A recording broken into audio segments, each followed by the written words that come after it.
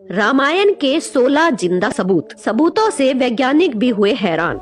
हनुमान जी जब समुद्र को लांघकर सीता मैया की खोज करने के लिए खोजते खोजते श्रीलंका पहुंच गए, तो वहां पहुंचकर किसी कारणवश उन्हें अपना विशाल रूप धारण करना पड़ा और इसी वजह से उनके पैरों के निशान वहां चट्टानी पत्थरों पर जम गए। शायद आपने भी ये कहानी सुनी होगी, लेकिन कई लोग इन कहानियों पर विश्वास नहीं करते। अगर आप भी उनमें से एक हैं, तो आपको बता दें कि श्रीलंका में आज भी वहां के चट्टानी पत्थरों पर हनुमान जी के पद चिन्ह साफ साफ दिखाई देते हैं। कई लोग रामायण की कहानी को सिर्फ एक काल्पनिक कथा मानते हैं, वहीं कुछ लोग इस पर विश्वास भी करते हैं। लेकिन जो विश्वास नहीं करते हैं, उनकी आज सारी गलतफहमियां हम दूर करने वाले हैं, क्योंकि आज इस वीडियो में हम आपको रामायण से जुड़े कुछ ऐसे सबूत दिखाने वाले हैं जो आपको बताएंगे कि रामायण की कथा हमारी धरती पर घटित हो चुकी है। वीडियो शुरू करने से पहले हमारे चैनल अनोखी दुनिया को सब्सक्राइब करके बेल आइकन को प्रेस जरूर कर लें। सबूत नंबर 1, रामायण के अनुसार जब सीता माता का हरण हुआ था, तब सीता माता की खोज करते करते राम जी की मुलाकात हनुमान जी से हुई थी। इसके बाद हनुमान जी रोज एक स्थान पर श्री राम की प्रतीक्षा किया करते थे। आज उस स्थान को हनुमानगढ़ी के नाम से जाना जाता है। इसका उल्लेख रामायण में भी साफ साफ देखने को मिलता है। हनुमानगढ़ी में हनुमान जी का एक बड़ा मंदिर भी है। प्रमाण नंबर 2, जब रावण सीता माता का हरण करके श्रीलंका ले गया था, तो अशोक वाटिका में रखने से पहले उन्हें उसने एक गुफा में रखा था। सबसे बड़ी बात ये है कि वो गुफा आज भी वहाँ मौजूद है, जो देखने में बिल्कुल कोबरा सांप जैसी दिखाई देती है। पर इस गुफा के अंदर जाएंगे तो वहाँ ढेर सारी नक्काशियाँ देखने को मिलेगी, जो इस बात का प्रमाण देती है कि रामायण की कथा कोई काल्पनिक कथा नहीं है। प्रमाण नंबर 3, इसी तरह दोस्तों, जब श्री राम को सीता जी के बारे में पता चला कि वो कहाँ पर कैद है, तब हनुमान जी और बाकी लोगों के साथ श्रीलंका के रास्ते पर निकल पड़े, लेकिन बीच में विशाल समुद्र को देखकर वहाँ पर रुक गए। तब उनकी वानर सेना ने पत्थरों पर राम लिखा और पानी में छोड़ दिया, तो पत्थर पानी में तैरने लगे। इसके बाद पूरी सेना ने मिलकर एक पुल बनाया।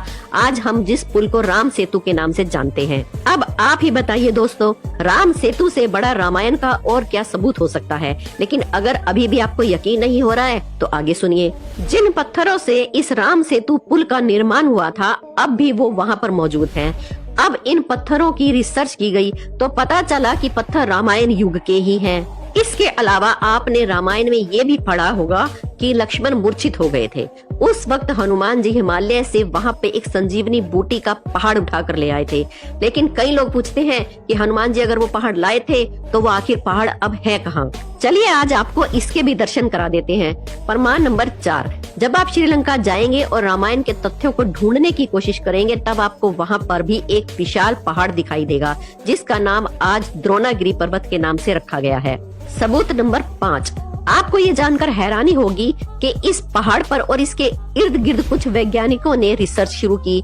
अपनी रिसर्च में उन्होंने पाया कि इस पहाड़ पर कुछ ऐसी जड़ी बूटियां हैं जो सिर्फ हिमालय पर ही पाई जाती हैं। हालांकि वैज्ञानिक भी इस रिसर्च के बाद हैरान हो गए थे। इन सभी तथ्यों से आपको समझ आ गया होगा कि रामायण कोई काल्पनिक कथा नहीं है। लेकिन अभी भी अगर आपको यकीन नहीं आया है, तो जरा रुकिए, हम आपको कुछ और ऐसे तथ्य बताते हैं जिनको सुनकर आप हैरान हो जाएंगे। सबूत नंबर 6, इसी तरह जब रावण सीता माता का हरण करके ले जा रहा था, तब जटायु ने रावण को रोकने की कोशिश की थी, लेकिन वो अपनी इस कोशिश में सफल नहीं रहे और रावण ने उन्हें मार गिराया। जहाँ पर जटायु गिरे थे, उस जगह को लेपाक्षी मंदिर के नाम से जाना जाता है। यहाँ पर ऐसे कई सबूत हैं जो आपको ये बताएंगे कि जटायु का पार्थिव शरीर किस जगह पर गिरा था। सबूत नंबर 7, सीता जी को श्रीलंका ले जाने के बाद रावण ने सीता माता को अपने महल में रखने की पेशकश की, लेकिन सीता माँ ने रावण के महल में रहने से साफ मना कर दिया। इसलिए रावण ने उन्हें अशोक वाटिका में रखने का फैसला किया। सीता जी अशोक वाटिका में एक वृक्ष के नीचे चुपचाप बैठी रहती थी। सबसे बड़ी बात यह है कि अशोक वाटिका का वो वृक्ष आज भी श्रीलंका में मौजूद है। आज इस जगह को नोवारा इलैया के नाम से जाना जाता है। लेकिन दोस्तों, अगर अभी भी आपको रामायण पर यकीन नहीं आ रहा है, तो हम वीडियो में आपको और भी सबूत देने वाले हैं। सबूत नंबर 8, राम और रावण के युद्ध के दौरान रामायण में ये साफ साफ लिखा गया है कि रावण अपनी लंका की सुरक्षा बड़े बड़े विशाल हाथियों की मदद से करता था। आज के हाथियों की तुलना में ये हाथी कई गुना विशाल हुआ करते थे। हालांकि आज से कुछ समय पहले लोग इस बात को काल्पनिक बात कहा करते थे, लेकिन श्रीलंका के पुरातत्व विभाग ने जब शोध किया, तो उन्हें कुछ ऐसे हाथियों के जीवांश मिले जो कि आज के हाथियों की तुलना में कई गुना बड़े हैं। अब इसके आगे सुनिए।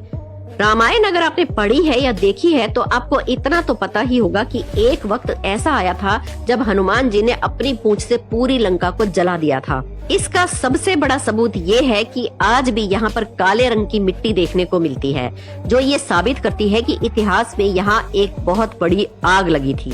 सबूत नंबर 10। रावण का वध करने के बाद एक समय ऐसा आया था जब सीता माता को अपनी पवित्रता साबित करने के लिए अग्नि परीक्षा देनी पड़ी थी। सबसे बड़ी बात ये है कि जहाँ पर सीता माता ने अग्नि परीक्षा दी थी, आज भी वो स्थान पूरी तरह से सुरक्षित है। उस जगह को दीवुरुम्पल्ला के नाम से जाना जाता है। सबूत नंबर 11। राम जी के द्वारा रावण का वध किया गया, लेकिन रावण एक ब्राह्मण था। हिंदू मान्यताओं के अनुसार किसी भी ब्राह्मण की हत्या करना सबसे बड़ा पाप है।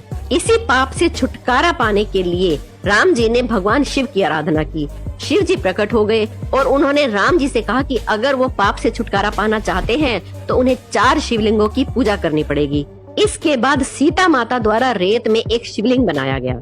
हनुमान जी हिमालय से 2 शिवलिंग ले आए और राम जी ने खुद अपने हाथों से एक शिवलिंग का निर्माण किया, जो आज भी वहाँ मौजूद है। इस मंदिर में आज भी राम जी द्वारा बनाए गए शिवलिंग की पूजा होती है। सबूत नंबर 12।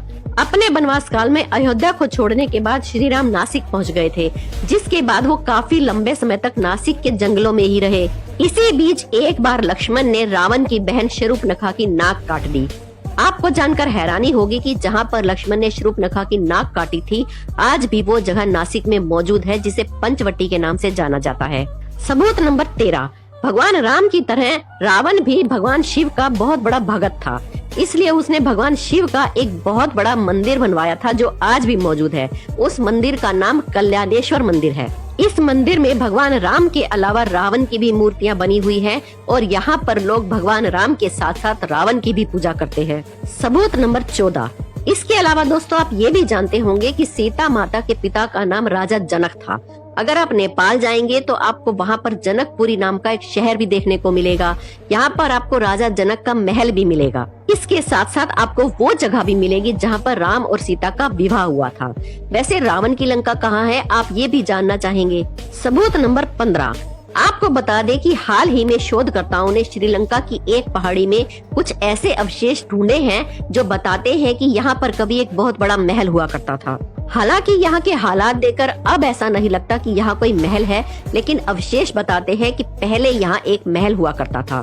सबूत नंबर 16। रावण के वध के बाद राम जी ने लंका का सारा भार विभीषण के हाथों में सौंप दिया था, जिसके बाद विभीषण ने कलान्या नदी के करीब अपना एक महल बनवाया था, जिसका सबसे बड़ा सबूत हाल ही में मिला है। शोधकर्ताओं की एक टीम जब वहां पहुंची तो उन्हें बहुत सारे अवशेष मिले जो विभीषण के महल होने का सबूत देते हैं।